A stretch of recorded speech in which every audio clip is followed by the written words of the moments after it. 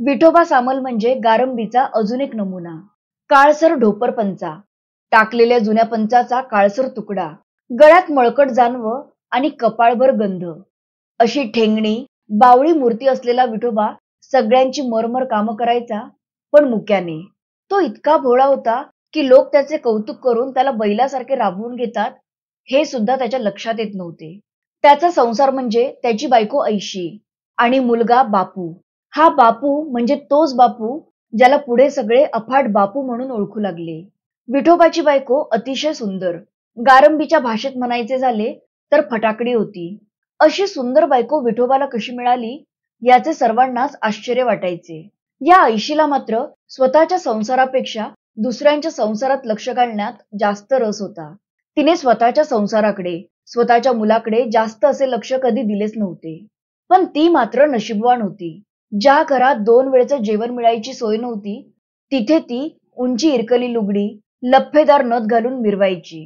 तिचे असे राहणे म्हणजे एक न सुटणारे कोडे होते. विठोबा मात्र अगदी विरुद्ध. तो बापूला अगदी आईप्रमाणे जपत होता. गारंबीची कामं आणि बापूची सेवा या 2च गोष्टींनी त्याचे संपूर्ण आयुष्य व्यापून गेले होते. पहाटे 5ला उठून प्रातःविधी उरकायची. नदीवर आंघोळ करून व्याघ्रेश्वराचे दर्शन घ्यायचे. नंतर अण्णांच्या घरी जाऊन कोपऱ्यात ठेवलेले दूध घेऊन घरी यायचे. बापूसाठी आणलेले दूध बायकोला देऊन पुढच्या कामाला लागायचे. म्हणजेच पुन्हा अण्णांच्या घरी जाऊन तिथल्या कळशा घेऊन बोंडलीवर पाणी भरायला जायचे. साकवापासून व्याघ्रेश्वराकडे लचकत मुरकत जाणारा रस्ता पार करणे माणसांना कठीण जायचा. पण विठोबा मात्र डोळे मिटून तो पार करण्यात अगदी पटाईत होता. पाणी भरून झाल्यानंतर तो बायकांना डाळिंबे निवडण्याच्या, नारळ खरवडण्याच्या, चटणी वाटण्याच्या, तांदूळ निवडण्याच्या कामात मदत करायचा. आणि शेवटी खोताकडच्या दुपारच्या पंक्तीला वाढून झाले की तो तिथल्या कामातून मोकळा व्हायचा. नंतर स्वतः जेवून वहिनींनी बाजूला काढून ठेवलेली भाजी पत्रावळीखाली झाकून बापूसाठी घरी आणायचा. घरी आल्यावर सुद्धा त्याने कधी आराम केला नव्हता. लगेच तो पत्रावळी लावत बसायचा. त्याच्या पत्रावळी इतक्या छान असायच्या की बाकीच्यांपेक्षा त्याच्या पत्रावळीला 2 आणे जास्तच मिळायचे. या पत्रावळीचे पैसे जमवून त्याने बापूसाठी 2 तोळ्याची अंगठी केली होती. वर्षाला 2-3 वेळेला गारंबीला होणाऱ्या गाव भोजनात सुद्धा काम करायला विठोबा नेहमी पुढे असायचा. पाणी भरणे, मठ्ठा करणे, पुरणाचा चरखा चालवणे, रांगोळी घालणे ही सगळी कामे विठोबाशिवाय पूर्ण होतच नव्हती. अशा कार्यात विठोबा राब राब राबायचा आणि त्याची बायको मात्र नटून थटून कार्यात मिरवायला यायची. तिचे ते इरकली लुगडं बघून सगळे त्याला हे लुगडं केव्हा घेतलेस असे म्हणून चिडवायचे. पण विठोबा काहीच बोलायचा नाही. बायकांमध्ये सहज वावरणारा विठोबा पुरुष मंडळींमध्ये मात्र बावरून जायचा. तर असे हे विठोबाचे आयुष्य होते. पण असे असूनही आपला जन्म वाया गेला असे त्याला कधीच वाटले नव्हते. कारण त्याच्या जगण्याला अर्थ मिळाला होता त्याच्या लहानग्या बापूमुळे. विठोबा स्वतःसाठी कधी जगलाच नव्हता. आई काढणार नाही एवढ्या खस्ता त्याने बापूसाठी काढल्या होत्या. घरोघरी भीक मागून गोडधोड जमवायचा आणि करकऱ्या फडताळ्यातल्या ॲल्युमिनियमच्या डब्यात बापूसाठी ठेवून द्यायचा. तो डबा रिकामा झाला की त्याचा जीव वर खाली होऊ लागायचा. मग लगेच पुलावर जाऊन गुळ घेऊन आल्याशिवाय त्याचा जीव काही शांत व्हायचा नाही. गारंबीचेही विठोबावर खूप प्रेम होते. त्याला कधीच कोणी रिकाम्या हाताने परत पाठवत नव्हते. विठोबासारखेच बापूवर जीवापाड प्रेम करणारे अजून एक माणूस होते आणि ती म्हणजे भूतवाडीची मावशी. बापूला 2 मावश्या होत्या. मुरडीची अक्का त्याची दुसरी मावशी, भूतवाडीची मोठी, मुरडीची मधली आणि बापूची आई सगळ्यात लहान. अशा या 3 बहिणी मूळच्या गारंबीच्या. लग्न झाल्यावर 2 बहिणी बाहेर पडल्या. मुरडीची अक्का श्रीमंत होती. बापू तिच्याकडे फारसा कधी जात नव्हता. पण कधी गेलाच तर तो परत घरी जाताना अक्का त्याला तिच्या मुलांची जुनी वापरलेली कपडे द्यायची. ते बघून बापूला खूप राग यायचा. तो तिथे दाखवायचा नाही, पण मग घरी आल्यावर ते कपडे तो दुसऱ्यांना देऊन टाकायचा. बापू असे करतो हे एकदा अक्काला कळले. ती बापूला म्हणाली, असे करू नये, अशाने कोणी विचारणार नाही तुला. तेव्हा बापू तिच्या तोंडावर काही बोलला नाही, पण मनात मात्र म्हणाला, मग मी सुद्धा अशा जगाला विचारणार नाही. भूतवाडची मावशी गरीब होती. तिचा नवरा खूप आधीच गेला होता. त्यावेळी व्याघ्रेश्वराच्या मागे एक छोटेसे घर आणि घराभोवती 4 चिंचेची झाडं. याशिवाय तिच्याकडे स्वतःचे असे काही नव्हते. पण तरीही ती रडत बसली नव्हती. झाडाला शिडी लावून चिंचा उतरवायच्या, घरी आणून त्या काठळायच्या, त्याला मीठ लावून त्याचे गोळे करायचे आणि मे महिन्यात मुंबईकर मंडळी आली की त्यांना जास्त भावाने त्या विकायच्या.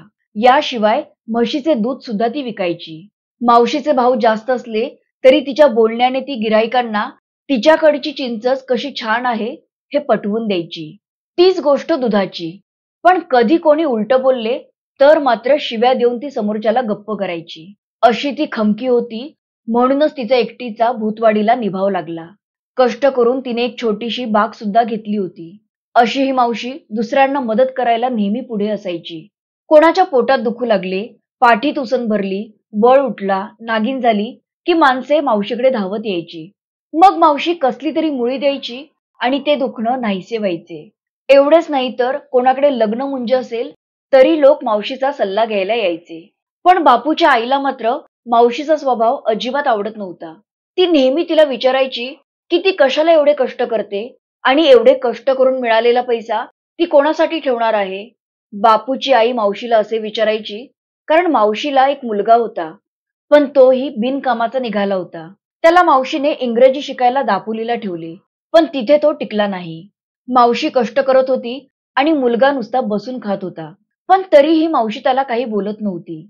पुढे पुढे पुलावर जाऊन विड्या फुंकणे, मावशीकडे सतत पैसे मागणे, तिने पैसे दिले नाहीत तर शिव्या घालणे, असे प्रकार तो करू लागला. एके दिवशी त्याने मावशीवर हात उगारायचा प्रयत्नही केला, पण आपली आई लेचीपेची नाही हे लक्षात आल्यावर तो पुन्हा शिव्यांवर आला. असेच दिवस जात होते. रोज त्यांच्या घरी भांडणं होत होती. मुलगा मोठा झाल्यावर, कायद्याने सज्ञान झाल्यावर त्याने मावशीकडे हिश्श्याची मागणी केली. तेव्हा मात्र मावशी चिडली. ती मुलाला बडबडू लागली. म्हणाली, ही सगळी बापजाद्याची कमाई नाहीये, तर तिने हे सगळे कष्टाने मिळवले आहे. इथे नुसते बसून खायचे तर खा. मी मेल्यावर या इस्टेटीचे काय करायचे ते कर, नाही तर इथून चालता हो.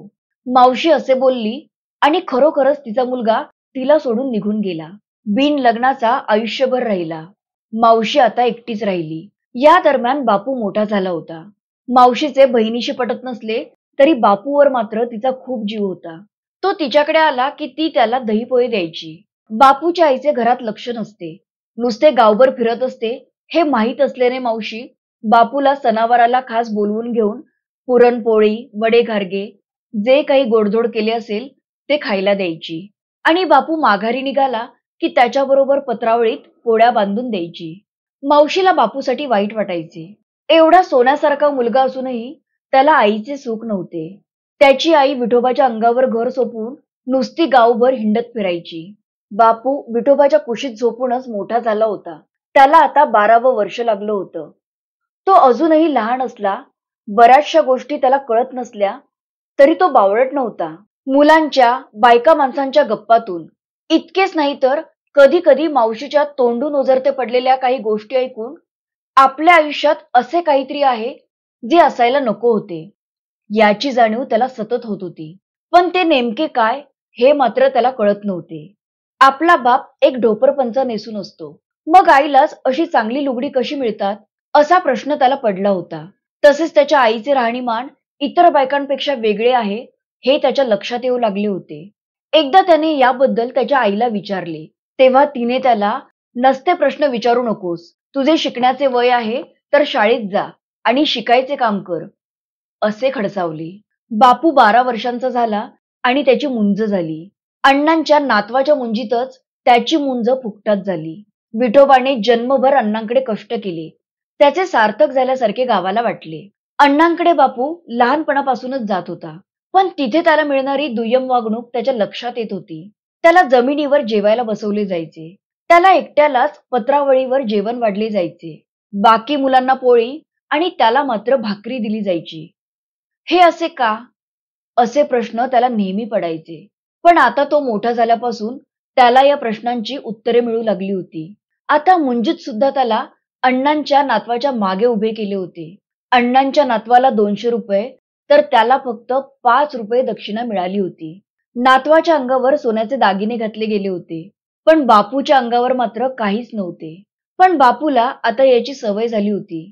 त्याचा अपमान होतोय हे त्याच्या लक्षात येत होते, पण तो काहीच न बोलता एखाद्या बेवारशा पोराप्रमाणे सगळे विधी करवून घेत होता. बापूचा मित्र दिनकर शाळेत जात होता म्हणून मुंज झाल्यावर बापूने सुद्धा शाळेत जायला सुरुवात केली. तिसरीत 3 वर्ष काढल्यावर त्याने शाळेत जाणे बंद केले. त्याच वर्षी दिनकरने सुद्धा शाळा सोडली. दिनकरच्या वडिलांना म्हणजेच गोपाळ नानांना वाटत होते बापूमुळे त्यांचा मुलगा बिघडत आहे. त्यांनी दिनकरला भूतवाडच्या बाळू भटजीकडे संता म्हणायला पाठवून दिले आणि 5-7 वर्षांनी दिनकरचा एक छान भटजी तयार झाला. एकटे गोपाळ नानाच नाही तर गावातले सगळेच बापूला घाबरून होते. बापू कधी कोणासमोर काय बोलेल याचा नेम नव्हता. तो सरपंचालाही घाबरत नाही हे सर्वांच्या लक्षात आले होते. बापूची संगत म्हणजे आपल्या मुलांचे वाटोळे अशी सर्वांची समजूत होती. बापूच्या या वागण्यासाठी सगळे विठोबाला दोष देत होते. पण बापूला ओरडायचे म्हटले की विठोबाच्या जीवावर यायचे. बापू उलट विठोबाला त्रास द्यायचा. त्याला खायला मिळाले नाही की तो विठोबाच्या पाठीत धपके मारायचा आणि विठोबा सुद्धा मुकाट्याने मार खायचा. असा भोळा विठोबा बापूला काय शिस्त लावणार होता? बापूवर प्रेम करणे एवढेच काय ते त्याला जमले होते. बापूचे छाती काढून चालणे, चेहऱ्यावर अजिबात नम्रपणा नसणे हे सगळे बघून गारंबीला वाटायचे की एवढ्या गरीब बापूला एवढा कसला मान आला आहे. पण बापूला मात्र हे कधी पटले नव्हते आणि त्याने कधी या लोकांकडे लक्षही दिले नव्हते. पण एकदा तो अण्णांबरोबर जयगडच्या खाडीत गेला तेव्हाचा त्याच्याबरोबर घडलेला प्रसंग मात्र त्याच्या खूप जिव्हारी लागला.